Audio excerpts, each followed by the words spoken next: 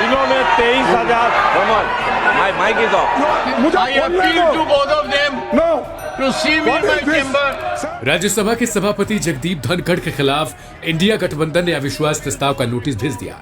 इतिहास में ऐसा पहली बार हो रहा है जब राज्यसभा के किसी सभापति के खिलाफ विपक्ष की तरफ से अविश्वास प्रस्ताव लाया गया है। हालांकि ये बात सब जानते हैं कि विपक्ष के पास वो आंकड़ा नहीं जिससे सभापति को कुर्सी से हटाया जा सके। ऐसे में सवाल उठता है कि विपक्ष ने धनखड़ के खिलाफ अविश्वास प्रस्ताव का नोटिस भेजा ही क्यों। इसके दो बड़े कारण हैं, लेकिन उन पर चर्चा करने से पहले आपको ये बता दें कि अविश्वास प्रस्ताव की आखिर प्रक्रिया क्या है। राज्यसभा में सभापति के खिलाफ संविधान के अनुच्छेद 67A के तहत अविश्वास प्रस्ताव लाया जा सकता है। अविश्वास प्रस्ताव के लिए कम से कम 50 सांसदों के हस्ताक्षर जरूरी है। अविश्वास प्रस्ताव राज्यसभा के महासचिव को सौंपा जाता है, जिसे सभापति को सूचना देकर सदन के पटल पर लाया जाता है। इसके बाद सभी सांसद पहले इस बात पर बोलते हैं और मतदान कराया जाता है। राज्यसभा में मतदान के बाद इसे लोकसभा में भेजा जाता है। लोकसभा में भी इस प्रस्ताव पर पहले बहस कराई जाती है, फिर वोटिंग की प्रक्रिया पूरी की जाती है। दोनों जगहों पर प्रस्ताव पास होने की स्थिति में सभापति को अपनी कुर्सी छोड़नी पड़ती है।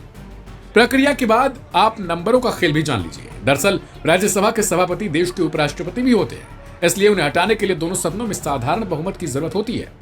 लोकसभा में अभी 543 सदस्य हैं, जहां सत्ता पक्ष के पास कुल 293 सांसद हैं। विपक्ष को 249 सांसदों का समर्थन है, जो 272 के बहुमत वाले आंकड़े के करीब 23 कम है। सत्ता पक्ष के समर्थन में जो भी दल अभी भी हैं, उनमें से किसी की नाराजगी की खबर नहीं है। ऐसे में लोकसभा में शायद ही धनखड़ के खिलाफ प्रस्ताव पास हो सके। बात राज्यसभा की करें तो राज्यसभा में वर्तमान में एनडीए गठबंधन के पास पूर्ण बहुमत है। विपक्ष 100 के आंकड़े के करीब है। राज्यसभा में अभी भी मनोनीत सांसदों के 4 पद रिक्त हैं। वहीं 6 सीटों के लिए उपचुनाव हो रहे हैं, जहां पर 5 एनडीए की जीत तय है। राज्यसभा में कुल 245 सदस्य होते हैं, जहां बहुमत के लिए 123 सदस्यों की जरूरत है। अकेले बीजेपी के पास 95 सदस्य हैं, जेडीयू के पास 6 मनोनीत सांसद हैं, जो आमतौर पर सरकार का ही समर्थन करते हैं। कुल आंकड़े अगर देखा जाए तो अभी भी एनडीए के पास 125 सांसदों का समर्थन है। इसके अलावा बीजेडी के 7 और वाईएसआर कांग्रेस के 8 सांसद हैं, जो इंडिया गठबंधन के विरोध में रहते हैं। आंकड़ा नहीं, फिर क्यों पेश किया गया अविश्वास प्रस्ताव? इसके दो बड़े कारण हैं। पहला, सदन में बोलने का मौका मिलेगा। संसद के विंटर सेशन में अब तक विपक्ष को किसी भी बड़े मुद्दे पर बात करने का मौका नहीं मिला।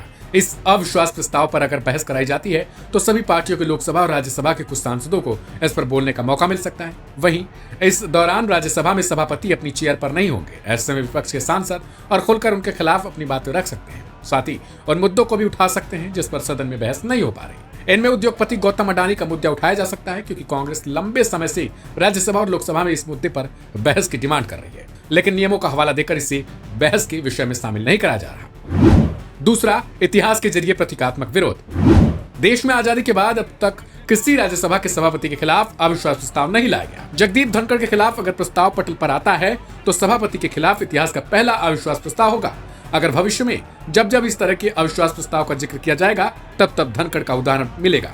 बता दें कि विपक्ष के सांसद लंबे वक्त से धनखड़ पर सत्ता पक्ष के लिए काम करने का आरोप लगा रहे हैं। अगस्त में भी धनखड़ के खिलाफ विपक्ष ने अविश्वास प्रस्ताव लाने की तैयारी कर ली थी, लेकिन उस वक्त संसद सत्र अनिश्चितकाल के लिए स्थगित हो चुका था। गौरतलब है कि कांग्रेस सांसद जयराम रमेश का कहना है कि कष्टदायी है, लेकिन मजबूरन लाना पड़ा है।